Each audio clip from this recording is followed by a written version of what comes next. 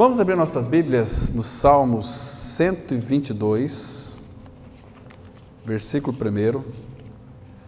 Salmos 122, versículo 1. Vamos ler dois versos.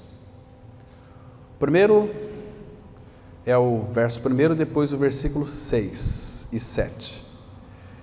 Diz assim: Alegrei-me quando me disseram, vamos à casa do Senhor. E o versículo 6 diz assim: Orai pela paz de Jerusalém, sejam prósperos os que te amam. Reine paz dentro de teus muros e prosperidade nos teus palácios. Por amor dos meus irmãos e amigos, eu peço, haja paz em ti. Por amor da casa do Senhor, nosso Deus, buscarei o teu bem. Vamos ter uma palavra de oração. Pai, nós te louvamos nessa oportunidade. Pai, quantas vezes o nosso eu impede que a tua presença seja expressa em nossas vidas. Pai, nós clamamos a ti que a tua cruz opere em nós. Rogamos que, à medida em que passamos por aflições, sejamos tratados perante tua pessoa. Pedimos que tua pessoa marque nossas vidas, que possamos sermos como crianças desmamadas sobre o teu peito, em união contigo. Opere de tal forma pelo teu Espírito, em nome do Senhor Jesus nós oramos. Amém. Queridos, hoje pela manhã nós fizemos a introdução do nosso estudo, falando um pouquinho sobre o novo nascimento.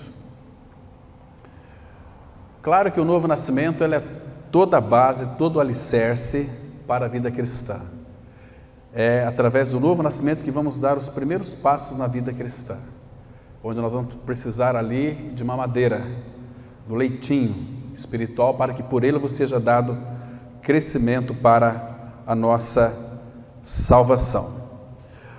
E nós dissemos hoje pela manhã que o que se vê hoje, muitas vezes, não é um novo nascimento genuíno e autêntico. É uma imitação, muitas vezes, do novo nascimento. Por exemplo, em qualquer lugar que você converse com uma pessoa, principalmente aquelas que carregam as suas Bíblias, você perguntar para elas se ela já nasceu de novo, todas elas vão responder que sim, que de fato são nascidas de novo.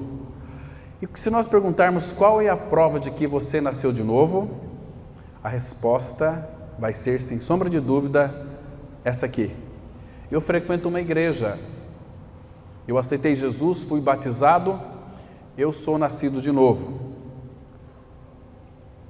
Irmãos, eu creio profundamente, com base nas Escrituras Sagradas, que isto não é novo nascimento.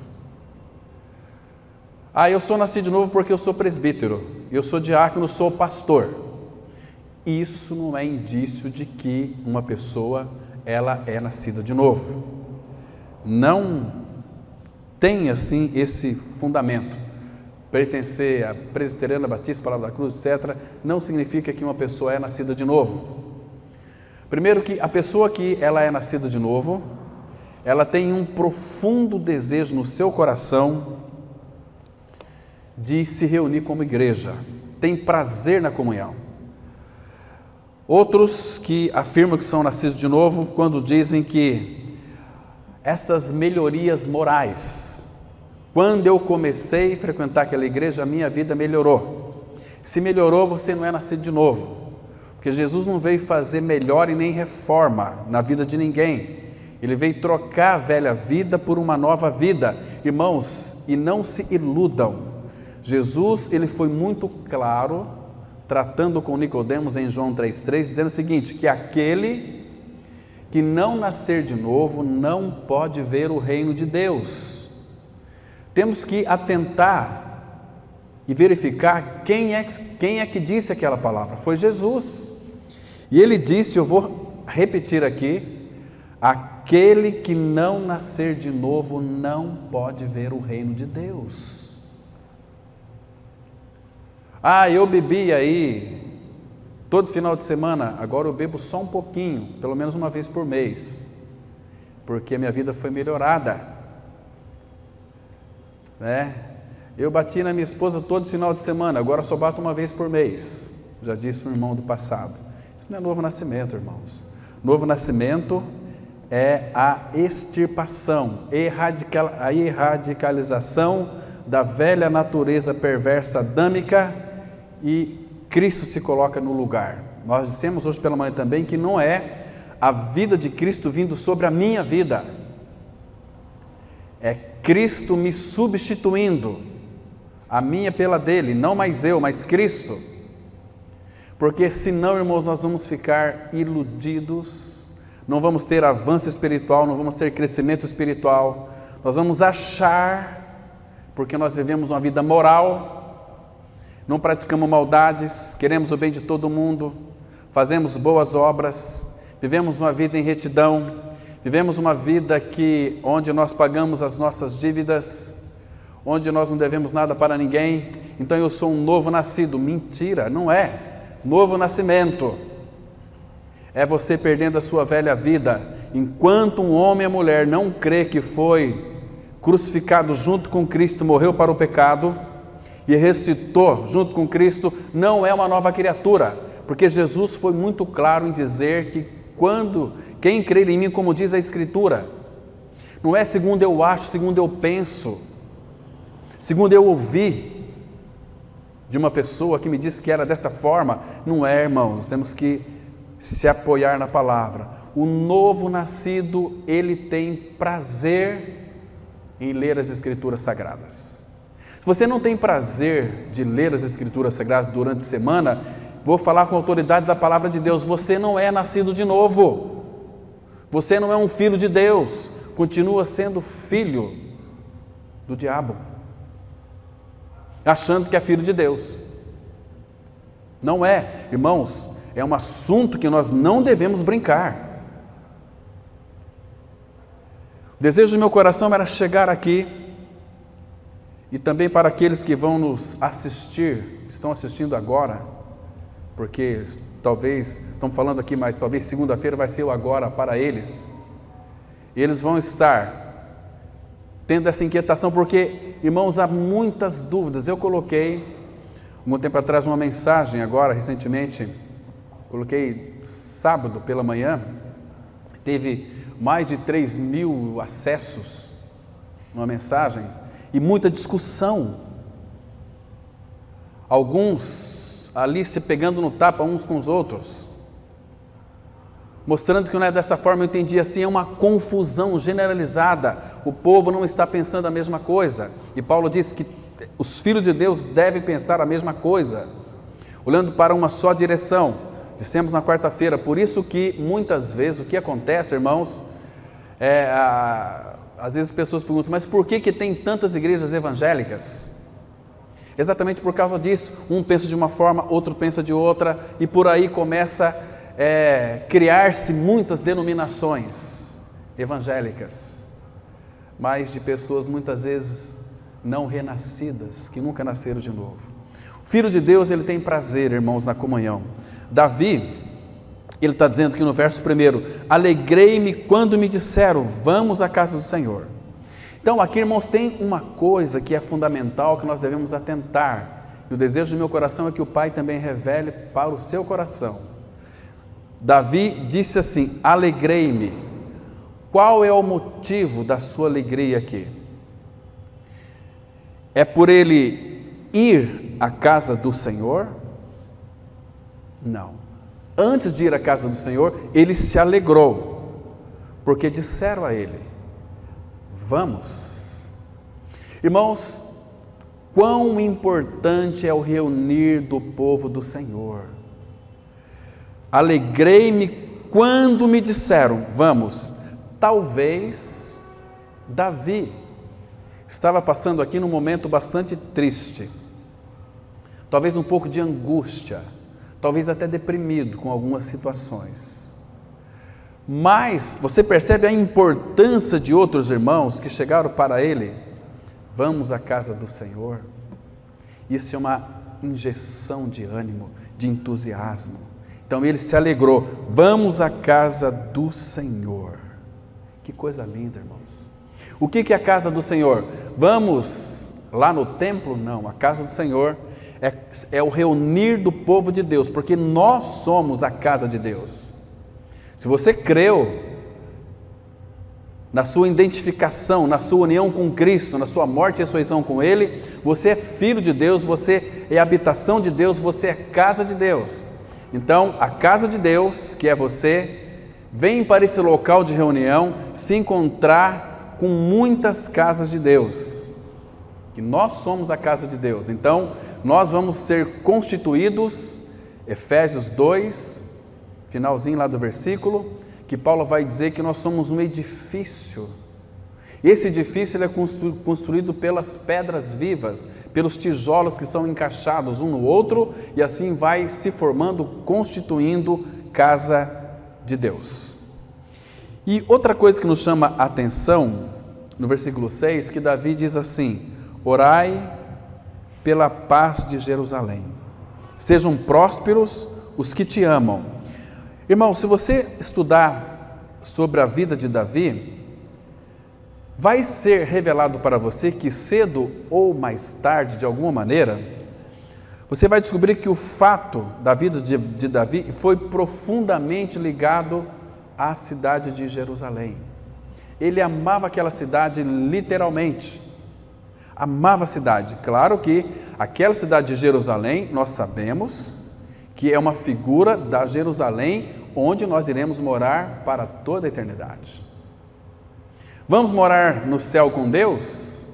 Quem diz que você vai morar no céu com Deus? Então aqui na terra, como afirma os testemunhos de Jeová, quem diz que vai ser aqui na terra? Ele diz que vai criar novos céus e nova terra, onde habita a justiça. Apocalipse fala que a Jerusalém vai descer do céu, adornada como uma noiva para seu esposo. Eu não sei se vai ser no céu ou na terra, mas só sei que os renascidos irão morar na Jerusalém celestial eternamente com o Pai. Isso é fundamental. Agora, queridos, a primeira vez que ocorre essa palavra Jerusalém, ela ocorre lá em Gênesis capítulo 14, versículo 18. Eu queria que os irmãos acompanhassem para vocês observarem que Jerusalém, a primeira vez que ela é mencionada aqui, e está aqui de uma forma implícita, e hoje a gente vai já descobrir o porquê.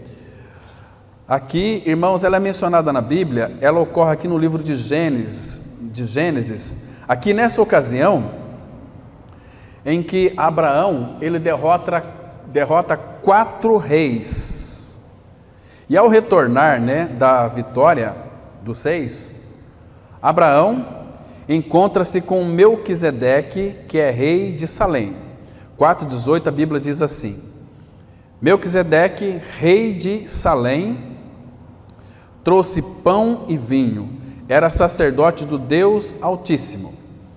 Então, Melquisedeque, ele é uma figura de Cristo, ele era rei de Salém. Salém, aqui na língua hebraica, significa paz. Lembra lá, Salmo 122,6, orai pela paz de Jerusalém. Então, a palavra aqui, rei de Salém, Melquisedeque, ele era rei de Salém, que hoje ela é Jerusalém, o mesmo local aqui. Então, a primeira vez que aparece a cidade aqui, o nome de Jerusalém, é em Gênesis capítulo 4, versículo 18. Depois foi acrescentado Jerusalém. Então, todos estudiosos, que são do Senhor, homens sérios, eles consideram tradicionalmente que a cidade conhecida nos dias de Abraão como Salém, que significa paz, mais tarde Essa cidade aqui, ela, Gênesis 14, 18. 4, 18? É 14, 18, né? Que eu li lá. Gênesis 14, 18. Melquisedeque, rei de Salém, trouxe pão e vinho, era sacerdote do Deus Altíssimo. Então, Melquisedeque, ele era rei de Salém, e aí depois, tradicionalmente, ficou conhecido como Jerusalém, que é a cidade. Agora, alegrei-me quando me disseram, vamos à casa do Senhor. Irmão, por que Davi se alegrou aqui? Alegrei-me quando me disseram, vamos à casa do Senhor. Irmãos, isso aí fica muito claro, que quando todo filho de Deus, ele tem uma caminhada, ele tem uma corrida a ser proposta, é ir em direção a Jerusalém, ir em direção ao Pai, pelo caminho que é o próprio Senhor, andando nas pisadas do Cordeiro, nós vamos chegar até o Pai. Então, por que Davi então se alegrava? O que fez Davi ter essa satisfação, este prazer, quando disseram para ele, vamos à casa do Senhor? Porque, irmãos, na medida em que nós nos dirigimos ao encontro com o nosso Pai Celestial, Ele já habita em nós, mas nós temos que ir até Ele por tudo que Ele já nos supriu.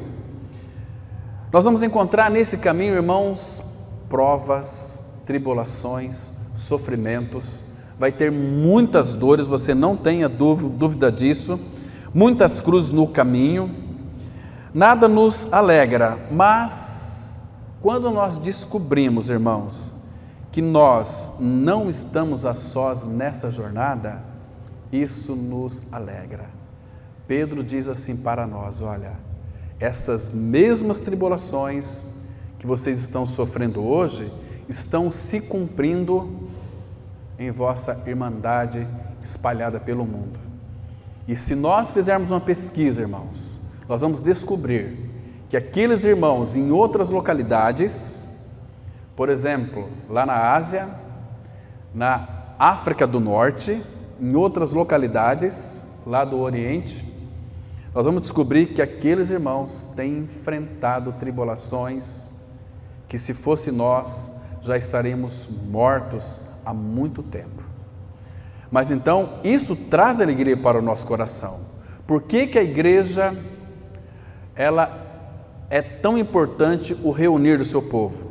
Porque, irmãos, quando nós nos envolvemos com o Senhor, consequentemente estamos envolvidos uns com os outros, e os irmãos nos fortalece. Nós vamos fortalecendo uns aos outros, um precisa do outro. Irmão, você lembra do apóstolo João, quando ele estava exilado na ilha de Patmos? O que ele disse naquela introdução da sua carta, do seu Apocalipse que ele escreveu? Muito lindo, irmãos. Tem um texto que me chama muita atenção, eu gostaria que vocês lessem junto comigo. Apocalipse capítulo 1, vamos ler o versículo 9 apenas. Esse capítulo 1, ele é tão maravilhoso, irmãos. Nós vemos aqui o amor deste apóstolo, tão precioso, este carinho que ele tinha com a igreja do Senhor. Então, aqui chega no versículo 9, ele vai descrever a visão daqueles que então seriam glorificados, dos glorificados, porque Cristo deu a ele esta visão, para que João mostrasse as coisas que em breve iriam acontecer. Então João, ele viu a Nova Jerusalém, ele viu os glorificados. João estava com 90 anos de idade, nós iríamos nascer muitos anos na frente. Olha que coisa interessante, que na visão de João, João já nos contemplava os glorificados lá na frente. Queridos, isso é impressionante. Isso aqui nos faz cair de joelhos diante do Senhor, porque é algo assim inexplicável, tem que ser por revelação do Senhor. Porque ele vai mostrar depois no capítulo 7, vai contemplar os glorificados. Aí ele morreu e a sua carta ficou. Sabe por quê que Deus fez isso? Permitiu que João escrevesse o Apocalipse apenas com 90 anos de idade, porque quando ele enviou essas cartas, quando ele escreveu isso, não foi muito tempo, João faleceu. Imagina se alguém lesse naquela época o Apocalipse, soubesse que João estivesse vivo, iria lá, iria falar: João, vamos sentar, vamos conversar aqui agora, o que você viu? Então, graças ao Senhor, irmãos, que quando ele acabou de escrever, pouco tempo ele veio a falecer, então deixou essa linda carta. Então, quando fala aqui que alegrei-me quando me disseram vamos à casa do Senhor, casa do Senhor, irmãos, é um local onde nós vamos verdadeiramente ser fortalecidos. Não vamos para encher o tanque, como muitos falam aí, nós temos que reunir na igreja para encher o nosso tanque de combustível, aí você, segunda, terça, quarta, quando chega na sexta-feira, já o tanque está vazio, você volta de novo para encher o tanque. Não é esse sentido aqui, irmãos. Você pensa assim, você está pensando de uma forma religiosa e não cristã, e não de uma forma madura, porque nós somos supridos todos os dias, nós andamos com o tanque cheio todos os dias, a não ser que você não queira. A palavra fala em Efésios 5, verso 18, enchei-vos do Espírito, e isto é diário. Enchei-vos, é para nós nos apropriarmos do Espírito que já está em nós, ele já habita em nós, então vamos ser cheios do Espírito todos os dias, para que a vida do Senhor Jesus, ela seja transbordante em nós. Então nós vamos viver uma vida neste mundo de aflição, de perigos, de dores, de tribulação, tendo muita alegria, uma vida que extravasa através de nós, porque senão, irmãos, se nós não nos preocuparmos com isso, uma vida cheia do Espírito, o que pode acontecer com a sua vida? Você vai enfraquecer, vai ficar desanimado, não vai ter mais desejo de se reunir como igreja, você começa a ficar doente espiritualmente, o Espírito Santo do Senhor, ele é apagado da sua vida. E Paulo disse assim: não apagueis o Espírito. A nossa falta de interesse pelo Senhor reflete na comunhão dos santos. Isso é muito claro, irmãos. Então, quando passarmos por tribulação, nós lembramos que o irmão também passa, a irmã também passa, e nós vamos verificar que aqueles irmãos do passado que caminharam com o Senhor Jesus, que muitos já faleceram, claro, já estão no descanso do Senhor, mas João escreveu algo muito interessante para nós, que devemos atentar para isso. Olha só o versículo 9, Apocalipse 1, versículo 9, diz assim: eu, João, irmão vosso e companheiro na tribulação. Ele está dizendo o seguinte: olha, nós, enquanto estivermos aqui na face da terra, iremos passar por adversidades, iremos passar por tribulação. Irmãos, não se iluda com as cores deste mundo. Este mundo, a cada dia que passa, está apodrecendo.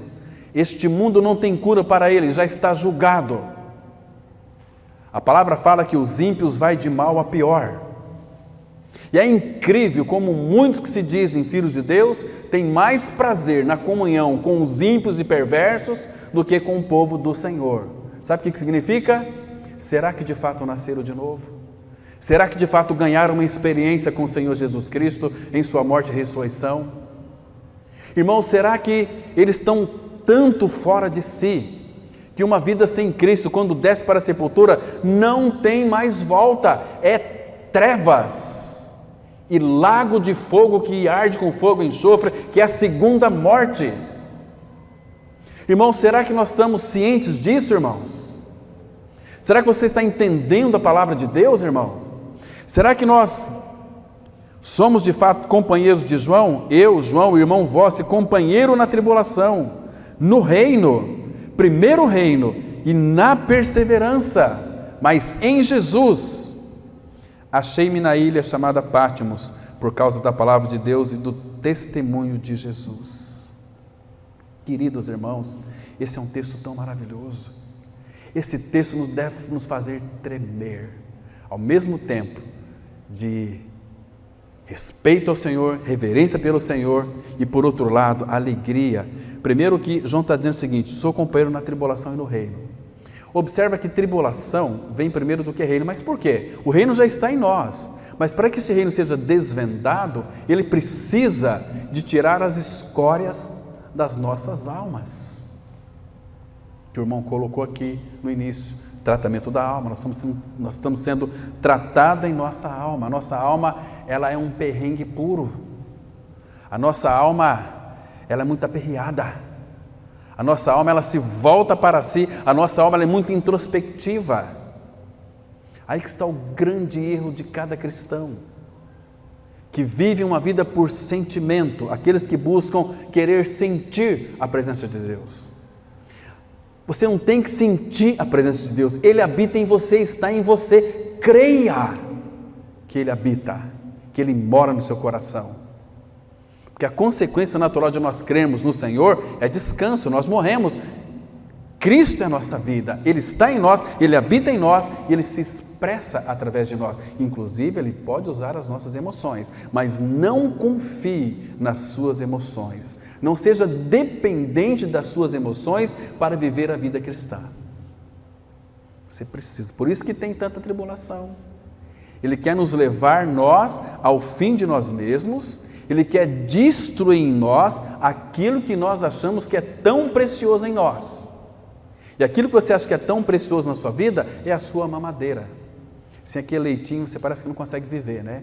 E parece que sem aquilo o teu chão não tem mais, você não sabe nem como caminhar mais. Estou perdido, aquilo que eu tinha de tão precioso, Ele tirou de mim, tirou a mamadeira. Então eu vou chorar, vou espernear, vou gritar, vou ser uma vítima. Não, o Senhor quer que nós venhamos a avançar, venhamos a crescer no Senhor. Na vida do nosso amado Senhor, antes dele entrar na glória, teve uma cruz para ele. Irmãos, você acha que para nós será diferente? Sim ou não? Claro que não. Da mesma forma que foi com o Senhor Jesus, será assim conosco. Claro que nós não vamos ser crucificados literalmente, mas pela fé nós fomos crucificados com Cristo. Nós morremos, ressuscitamos com Cristo. Cristo é a nossa vida. Então, irmãos, nunca se esqueça, irmãos, de uma coisa: você não deseja ir para a glória? Vamos ver aquele texto de Lucas 14, Lucas 24, versículo 26. Lucas, capítulo 24, versículo 26. Aqui nós temos uma preciosíssima declaração da palavra do Senhor, que diz assim. Vou ler o 25 para a gente não sair fora do contexto. O contexto aqui, irmãos, é o Cleopas, que era um discípulo do Senhor, que aparece no versículo 18, e o outro que nós não temos o nome dele aqui, mas eram 2 discípulos. Eles estavam no caminho de Emaús. O Senhor se apresenta no meio deles, depois de ter ressuscitado. Irmãos, isso significa o quê? Que o Senhor está no meio da sua igreja, está entre o seu povo. E aqui no versículo 25, porque eles vieram conversando um com os outros sobre os últimos acontecimentos. E o grande acontecimento que era aquele Jesus, que todos achavam que ele era o Messias, ele morreu. Findou-se a esperança. Aí Jesus se coloca no meio deles e diz aqui no versículo 25, 24, 25. Então lhes disse Jesus: ó nécios e tardos de coração para crer tudo que os profetas disseram. Porventura, agora preste atenção ao versículo 26, porventura não convinha que o Cristo padecesse? A palavra padecer aqui é morresse. Padecer é sofrimentos até a morte. Jesus teve muitos sofrimentos.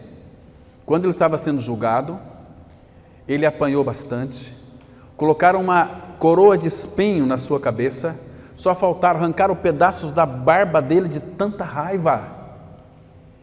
E ele poderia trazer uma legião de anjos e destruir aqueles seus inimigos, mas ele não destruiu porque ele pensava em mim, pensava em você. ele foi cuspido, esbofeteado. Então convinha que o Cristo padecesse, e depois tem a consequência aqui, e entrasse na sua glória. Irmãos, isso é muito lindo, irmãos. Antes da glória tem uma cruz. E sabe como que o apóstolo Pedro interpreta isso para nós? Então não muda, a Bíblia, ela não tem novidade. Nós que tentamos muitas vezes criar umas mensagens adocicadas de uma cruz enveludada para tentar massagear o ego das pessoas. Irmãos, mas a verdade é dura, ninguém gosta de ouvir a verdade. Nós gostamos de ouvir mensagens sinfônicas que fazem muito bem para os nossos ouvidos, para inflar o nosso ego. Mas a Bíblia diz que para entrar na glória temos que passar por uma cruz. Em 1 Pedro, capítulo 1, versículo 10 e 11, 1 Pedro, capítulo 1, versículo 10 e 11, Jesus disse lá em Lucas 24, versículo 25, honestos e tardos de coração, para compreender tudo que os profetas disseram, lembra? E aqui em 1 Pedro 1, versículo 10, ele diz assim, presta atenção, 1 Pedro 1, 10, foi a respeito desta salvação que os profetas indagaram e inquiriram, os quais profetizaram acerca da graça a vós outros destinada. Olha, irmãos, a graça a vós outros destinada. Agora, veja como que essa graça chegou até nós. Veja como que esta graça, ela pode ser genuína em nossas vidas. Quando? Aí o versículo 11 ele vai explicar para nós. Investigando atentamente qual a ocasião ou quais as circunstâncias oportunas indicadas pelo Espírito de Cristo que neles habitava, presta atenção agora, ao dar de antemão testemunho sobre os sofrimentos referentes a Cristo, cruz, e sobre as glórias que o seguiriam. Irmãos, o apóstolo Paulo, em todas as suas cartas, ele vai tratar exatamente deste assunto também. Para a glória, a cruz. Qual é o caminho da cruz? Porque existem duas cruzes em nossas vidas. Primeira é aquela na qual nós morremos no corpo de Cristo. Sabendo isto, que o nosso homem velho foi com ele crucificado, para que o corpo do pecado seja destruído e não sirvamos mais ao pecado como escravos. Morremos com Cristo. Esta é a obra na cruz. Agora, o caminho da cruz é um caminho bastante difícil. Primeiro começa assim, Lucas 9, 23. Quem quiser vir após mim, a si mesmo se negue. Olha, irmãos, a si mesmo se negue. O que é a si mesmo se negar? Não fazer a minha própria vontade, mas fazer a vontade daquele que me alcançou. Eu pertenço a ele, eu sou dele. Entende, irmão? Dia a dia tome a sua cruz e siga-me. Morrer diário. Paulo vai dizer isso para nós em Gálatas 2:20. Já estou crucificado com Cristo. Logo, já não sou eu quem vive, mas Cristo vive em mim. E ele diz lá em 1 Coríntios 15, dia a dia morro, dia após dia morro. Paulo, mas você já não foi crucificado com Cristo? Você já não morreu? Morri, mas agora estou morrendo para mim mesmo, para a minha vontade, para os meus desejos, para os meus instintos, para os meus prazeres. Dia após dia morro. Irmãos, isto tem sido uma realidade em nossas vidas, como filhos de Deus, irmãos. Isso tem sido real em nós. Irmãos, como nós precisamos de que o Senhor então revele isso para nós. Porque, irmãos, no meio de tanta tribulação e sofrimento, o que vai nos alegrar?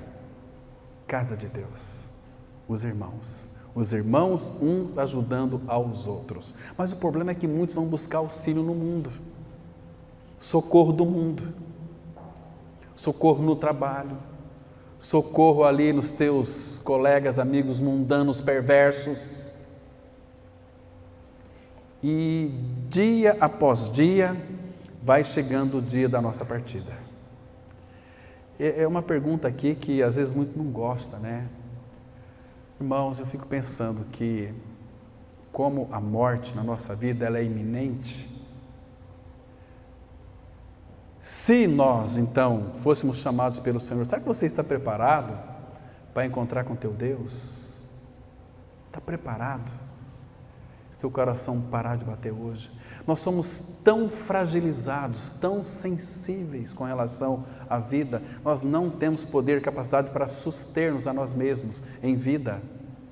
Está nas mãos do Senhor. E se Ele nos chama hoje, como que nós iríamos apresentar diante dEle nesse estado em que nós nos encontramos? Queridos, pense um pouquinho, reflete um pouquinho.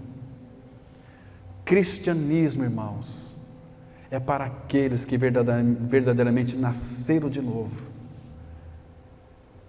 que foram inseridos ali na morte e ressurreição junto com Cristo. Então, queridos, essa lição tem que ser prática para nós. Prática para nós é que todos sofrem por causa do Evangelho. Agora, se você não foi salvo pelo Evangelho, você não vai ter sofrimento, porque Deus não vai disciplinar aquele que não é filho dele. A palavra fala assim em Hebreus 12:6, que o Senhor disciplina a quem ama. Em Apocalipse capítulo 3, versículo 19, ele diz assim: eu repreendo e disciplino a todos quantos amo. Se estáis sem disciplina, disse lá em Hebreus 12, se vocês estáis sem disciplina, vocês não são filhos, vocês são bastardos. O que é bastardo? É filhos ilegítimos, filhos que pensa que é filho, mas não é filho. Percebe, irmãos? Não é filho. Aqueles fariseus, Jesus os confrontou dizendo o seguinte: vocês não ficam falando aí que vocês são filhos de Abraão, vocês são descendentes de Abraão, mas não são filhos de Abraão, porque vocês nunca nasceram de novo. E o primeiro que ele foi tratar de uma forma tão assim clara foi com Nicodemos, que foi ter com Jesus à noite. E Jesus disse para ele: Nicodemos, você é mestre em Israel, e você não sabe essas coisas? Nicodemos, aquele que não nascer de novo, não pode ver o reino de Deus. Não adianta práticas religiosas, nós precisamos de ter uma experiência real, genuína, de morte com Cristo, irmãos. Senão o nosso cristianismo não é o verdadeiro, não é o original, não é o autêntico. Ganhamos a vida dele pela ressurreição. Porque quando vem a tribulação, muitos desistem. Muitos preferem aí se reunir com o povo do mundo, irmãos, isso é pernicioso. As pessoas são vazias. Normalmente as pessoas do mundo, elas sempre querem mostrar algo. Tentem impressionar as pessoas. Entende, irmãos? Com o quê? Com aquilo que ela é? Irmãos, em si mesmo, humanamente falando, o que nós somos? Quem somos nós? Menos do que nada. Nós não gostamos de vender uma aparência. Por que nós vendemos essa aparência? Para que as pessoas lá fora nos aceitem. Se elas nos conhecessem como nós somos de verdade, com as nossas complexidades, com as nossas rabugentices, com as nossas imoderações, você acha que elas iriam nos aceitar lá fora? Não iria aceitar. Então lá fora a gente finge, somos pessoas boas, somos pessoas legais, pessoas agradáveis. Assim é o mundo. Filho de Deus não precisa disso, porque nós somos uma carta conhecida e lida por todos os homens. Ah, irmãos, como nós precisamos de entender que para irmos para a glória e sermos glorificados, necessariamente é preciso sofrermos junto com Cristo. Vamos para a palavra em Romanos, capítulo 8, Romanos 8, versículo 16 e 17. Aqui, primeiro temos uma testificação do Espírito, trazendo uma afirmação, uma confirmação de que nós somos filhos. Nascemos de novo, morremos com o Senhor, Cristo é a nossa vida pela ressurreição, então nós vamos ter aqui uma preciosa testificação. Em Romanos 8,16 diz assim: o próprio Espírito, a própria pessoa do Espírito testifica com o nosso espírito que não é que nós vamos ser, nós que somos filhos de Deus. A palavra filhos aqui é teknós, é criancinha, é bebê. Nós somos filhos de Deus. Agora presta atenção no verso 17, irmãos, é a Bíblia, é a palavra de Deus. Veja o que está escrito, Deus dizendo para mim e para você, nesta noite. Eu espero que Ele ministre ao seu coração. Verso 17, ora, se somos filhos, aleluia, eu creio que eu sou filho, eu morri e ressuscitei com Cristo, Cristo é a minha vida. Então, se somos filhos, somos também herdeiros, herdeiros de Deus e co-herdeiros com Cristo. Agora, ponto e vírgula, ele não colocou um ponto final aqui, colocou ponto e vírgula, o assunto continua. Se com Ele sofremos, também com Ele seremos glorificados. Então eu tenho que procurar algo para que Deus me faça sofrer. Deus não é masoquista, irmãos. Aqui, questão de sofrer é questão de disciplina. A questão aqui de sofrer é questão de que, se você é filho de Deus, você vai sofrer pelo seu irmão. Quando o irmão começa a se desviar, quando o irmão começa a colocar os olhos em outras coisas, começa a ocupar o lugar de Cristo, porque Satanás começa a colocar, injetar os seus dardos na mente da pessoa e ela começa a levantar conceitos religiosos, dizendo que é assim, é dessa maneira. Eu aprendi com meu tio, aprendi com meu avô, não é assim? Ele lia muito a Bíblia, me ensinou para mim isso aqui, então eu vou ficar com o que ele disse. Cuidado, irmão, muito cuidado. Então, se com Ele sofremos, também seremos glorificados. Então, queridos, a vida da nova criatura, ela é marcada por sofrimentos. Foi Jesus quem disse que neste mundo nós teríamos aflições, mas antes das aflições, Ele disse assim: estas coisas vos tenho dito para que em mim vocês tenhais paz. No mundo, vocês vão passar por aflições. Mas tem de bom ânimo, eu venci o mundo. Vamos passar por aflições, mas nunca sem a presença dele em nós. E a presença dele em nós significa o quê? Nós teremos paz em todas as nossas circunstâncias. Então, irmãos, não se desespere quando as coisas começam a dar errado na sua vida. Se você começar a focar ali no seu problema, focar na sua dificuldade, você vai afundar. Pedro, quando deixou de olhar para Cristo, quando ele foi ter com Jesus por sobre as águas, ele olhou para o vento, para as ondas, e ele se afundou.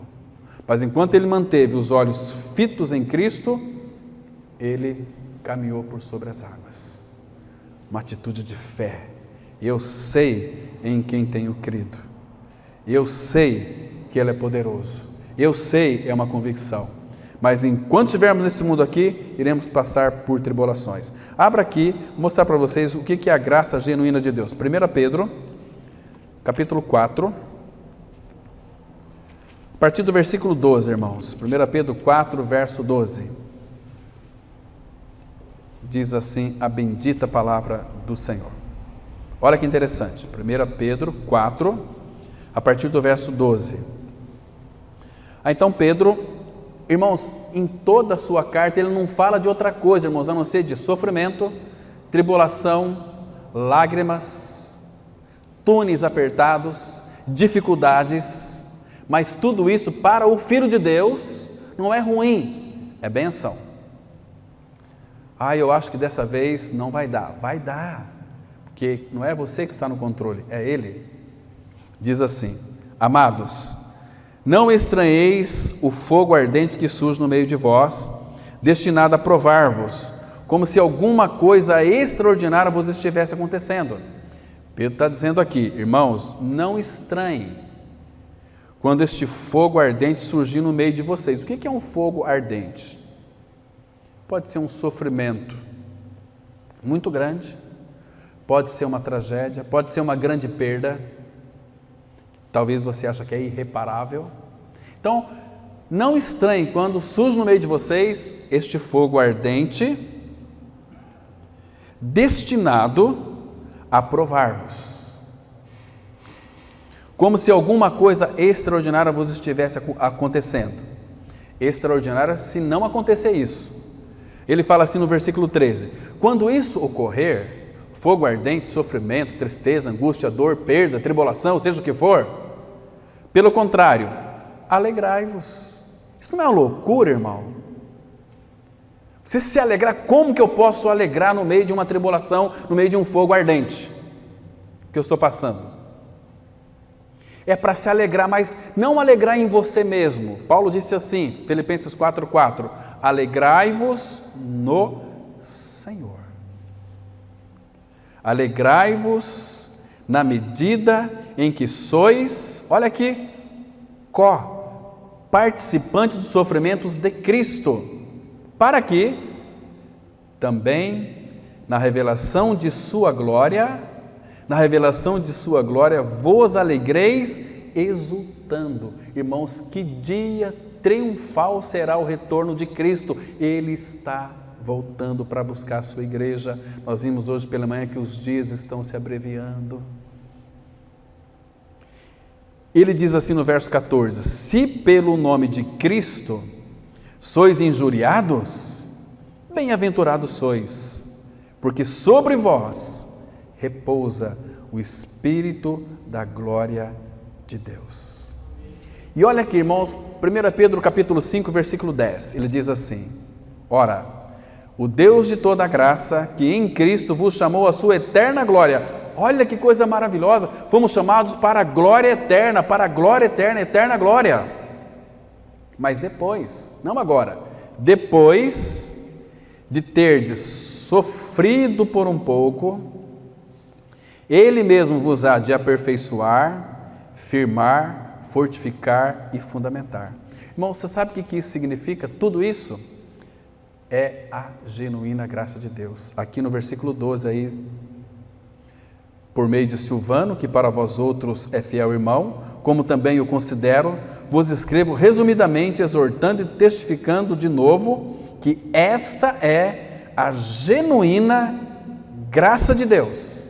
Nela estáis firmes. O que é a genuína graça de Deus? É que não importa o sofrimento que eu vou passar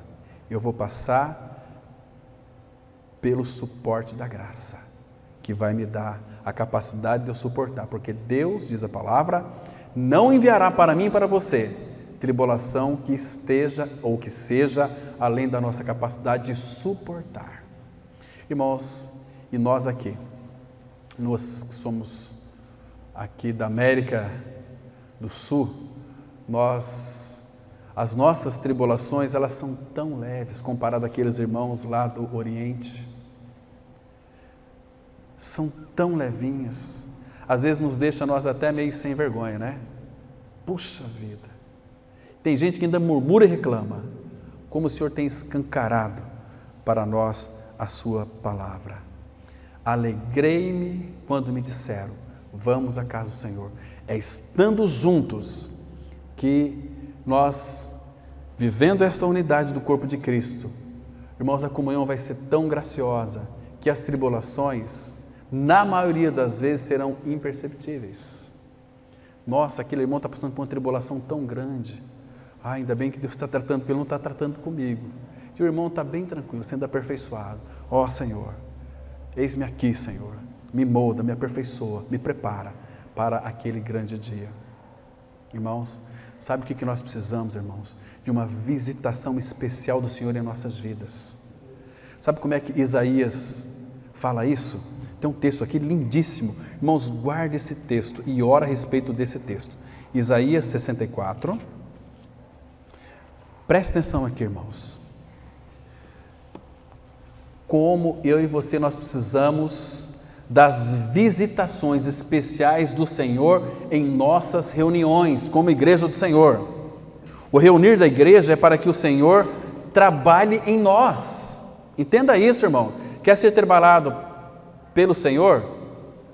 Tenha prazer na reunião, que o Senhor sempre vai tratar no seu coração e no meu coração. Olha 64, verso 1. Olha como diz o Senhor aqui, através do profeta Isaías. Olha o clamor do profeta. Se fendesses os céus e descesses. Irmão, que lindo, irmão. Que precioso é isso, irmãos. Presta atenção aqui, o que ele está dizendo? Se fendesses os céus e descesses. Como precisamos dessa visitação. O Senhor habita em nós, está em nós. Mas parece que muitos perderam o senso da presença dEle. E precisa como que se Ele abrisse os céus, fendesse, abrir um buraco e descesse. Se os montes tremessem na Tua presença. E o versículo 2 diz assim, como quando o fogo inflama os gravetos. Ou seja, se fendesse os céus, Ele descesse e queimasse todos esses gravetos da nossa alma, que não presta para nada. Como quando faz ferver as águas, para fazeres notório o Teu nome e aos Teus adversários, de sorte que as nações tremessem da Tua presença. Se fendesses os céus e descesses. Irmãos, esse deve ser o anseio do nosso coração. Senhor, visita-nos como Teu rebanho, como a Tua vinha, como o Teu povo. Mostre toda a realidade daquilo que Cristo é e fez para cada um de nós. Como precisamos disso, irmãos? Porque quando nós tivermos, irmãos, disse o irmão do passado, quando nós tivermos um senso da presença dEle operando no seio da igreja, vai valer muito mais do que 10 anos de estudo bíblico. Pelo menos 5 minutos da visitação do Senhor, um senso da presença do Deus vivo na sua igreja. Isto valeria mais de 10 anos estudando a Bíblia. Estão me compreendendo, irmãos? Quão profundo é isso, como nós precisamos ser tocados pelo Senhor. E o Senhor tem visitado a sua igreja, o Senhor tem falado aos nossos corações. Nós estamos como que surdos, ouvidos tapados. E o que faz tapar os nossos ouvidos? Os sons do mundo, os entulhos do mundo que estão entupindo os nossos ouvidos. Então nós não conseguimos ouvir a voz dEle. E Ele disse lá, através do apóstolo Paulo, 2 Coríntios 6, versículo 16, habitarei e andarei entre eles, serei o seu Deus e Ele será o meu povo. Ele está andando no meio da sua igreja com aquele cajado, percebe? No nosso meio, no louvor, na pregação, nas nossas distrações, Ele passeia. Apocalipse 1, você lê com bastante cuidado, você vai perceber que Ele está ali visitando a sua igreja, cantando louvores no meio da congregação, com o povo que o ama, que o conhece, que o almeja, que o deseja, como os guardas pelo romper da manhã. Irmãos, por que a reunião da igreja é tão importante? As pessoas estão buscando Cristo, sozinhos ninguém vai encontrar Cristo. Pela internet, em casa, ouvindo mensagem, isso não funciona. Isso não é o corpo de Cristo, é uma maneira que nós adotamos e escolhemos para querer viver um cristianismo falsificado. A reunião da igreja é tão importante. Quando e como nós vamos encontrar o Senhor e seguir o Senhor? Sabe de que maneira? Tem que ter o anseio da noiva. Último texto, Cântico de Salomão, capítulo 1. Vamos ler aqui, irmãos, 2 versículos, para aqueles que de fato almejam, desejam encontrar o Senhor, mas que ainda estão como que perdidos. Cântico, capítulo 1, vamos ler os versículos 7 e 8. Aqui, irmãos, primeiro aqui, o versículo 7 é a voz da igreja, da noiva. Às vezes, irmãos, o clamor de muitos que são filhos de Deus, mas que ainda não nasceram de novo, são filhos desde a fundação do mundo, e eles estão clamando por Cristo, porque falta-lhes algo, e eles não sabem, aquilo está encoberto ainda, eles têm que ouvir o Evangelho e crer. Então a noiva, ela diz assim, Versículo 7, Cântico dos Cânticos de Salomão, 1:7. Diz-me, ó amado de minha alma, onde apacentas o teu rebanho? Presta atenção aqui, irmão, olha o detalhe do Espírito. Onde apacentas o teu rebanho? Onde o fazes repousar pelo meio-dia? Para que não ande eu vagando junto ao rebanho dos teus companheiros. Os rebanhos dos teus companheiros não é o teu rebanho. Tu és o pastor, eu quero seguir-te a ti. Sabe o que ele responde para ela? Ela diz assim no versículo 8. Se tu não o sabes, ó mais formosa entre as mulheres, sai-te pelas pisadas dos rebanhos e apacenta os teus cabritos junto às tendas dos pastores. Onde que nós vamos encontrar o pastor da igreja, irmãos? Seguindo as pisadas do rebanho. Nós somos o rebanho do Senhor. Cristo é a nossa vida. Então, onde encontrá-lo? No seio da igreja. Porque quando de fato nós estamos louvando ao Senhor como um povo regenerado, cantando cânticos ao Senhor, quando chega aqueles que de fato não conhecem o Senhor, Paulo fala assim lá em 1 Coríntios 14, versículo 24 e 25. Todos eles reconhecerão que de fato Deus está no meio de vocês. Isso é maravilhoso. Isso faz toda a diferença, irmãos. Então, que o Senhor nos ajude e que a gente sempre tenhamos esta alegria de alegrar quando vamos à casa do Senhor, para reunir com outros irmãos, para ter prazer na comunhão. Irmãos, não deixa Satanás cauterizar a tua mente. E que Deus nos abençoe e continue falando conosco. Amém. Vamos orar. Pai, graças te damos pelo privilégio, Pai, imensurável de poder estar diante de Ti e saber que a Tua presença, Pai, ela é tão real em nossas vidas. Muito obrigado pela obra na cruz, onde Tu nos amaste tanto e nos atraiu com cordas humanas. Fomos colocados em Cristo, Pai, e vivemos uma vida de união com Ele. Participamos da Sua morte e também da Sua ressurreição. Tu nos colocaste numa posição elevada, nos lugares celestiais em Cristo. Estamos nele, Ele está em nós. Muito obrigado, Pai, por esse tempo que passamos aqui, lendo a Tua palavra. Que essa verdade, Pai, seja frutificada em nossas vidas. Tenha misericórdia de nós. Guarda-nos em Teu nome. Em Cristo oramos.